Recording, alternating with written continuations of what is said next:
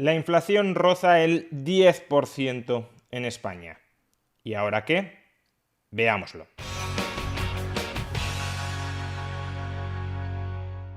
La inflación se disparó en España durante el mes de marzo del año 2022 hasta el 9,8%. Una inflación de prácticamente 2 dígitos que es la más elevada desde el año 1985.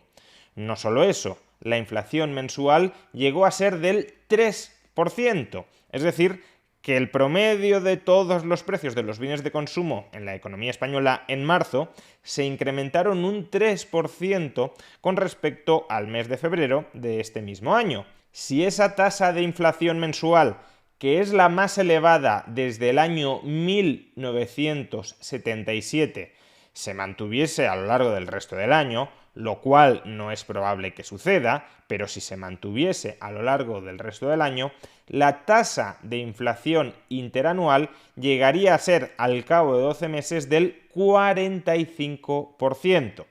Menciono este dato para que seamos conscientes de la barbaridad económica que es que en un solo mes los precios se incrementen un 3%.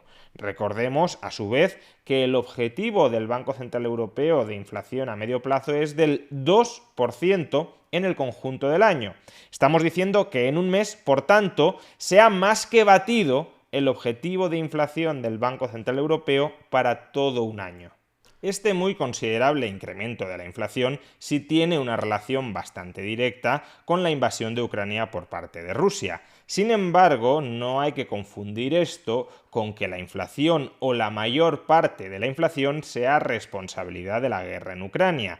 Recordemos, en el mes de febrero del año 2022, la tasa de inflación ya estaba en el 7,6% y no todo el aumento de precios que hemos experimentado en marzo es atribuible a la guerra. De hecho, el propio gobierno estima que 3/4 partes de ese incremento sí es atribuible a la guerra, pero una cuarta parte no lo es. Por consiguiente, aún sin la guerra, la tasa de inflación se habría elevado por encima del 8%, según el propio gobierno. Hay algunos que aún así insisten en vincular la tasa de inflación previa a la guerra a la preparación de esa guerra por parte de Putin, que si ya estaba empezando a restringir los precios del gas y por eso los precios del gas se dispararon y por eso los precios de la electricidad se dispararon y por eso la inflación se disparó.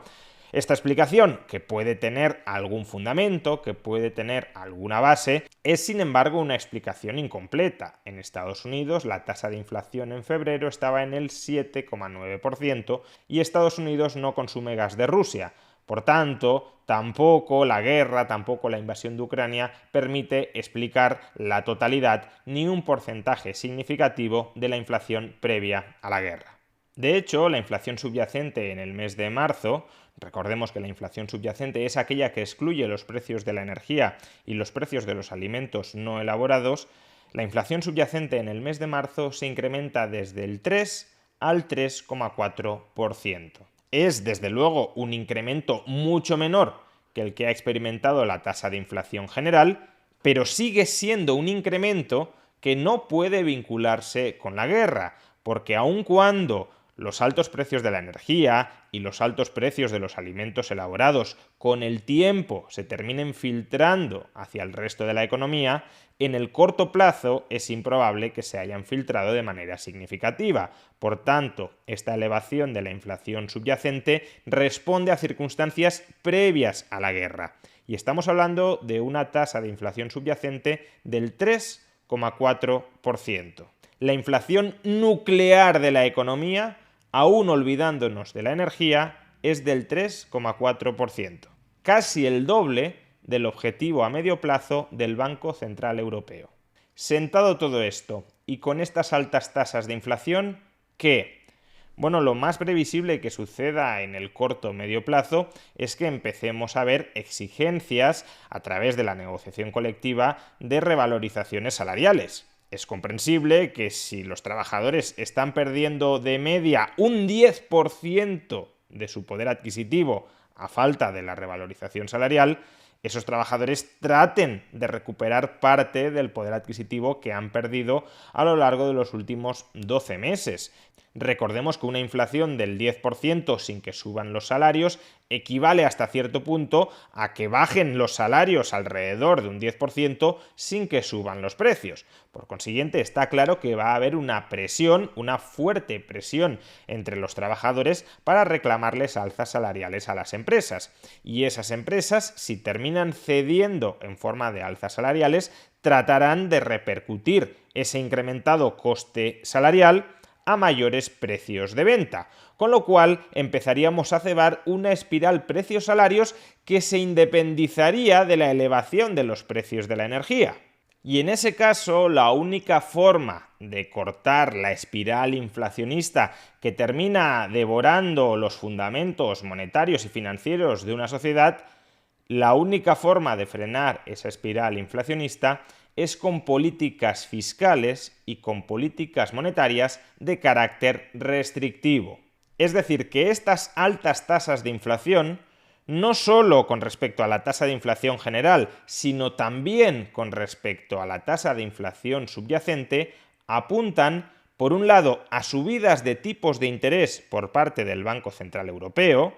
En el vídeo de ayer ya hablamos de que los mercados están empezando a anticipar esa subida de tipos de interés porque los tipos de interés de la deuda pública se están disparando en las últimas semanas, y apunta también, aunque se esté hablando mucho menos de esto, a una restricción de la política fiscal que están aplicando los gobiernos, es decir, a subidas de impuestos o a recortes del gasto. Y como el gobierno que tenemos en España es alérgico ideológicamente a recortar el gasto, todo apunta a fuertes subidas de impuestos.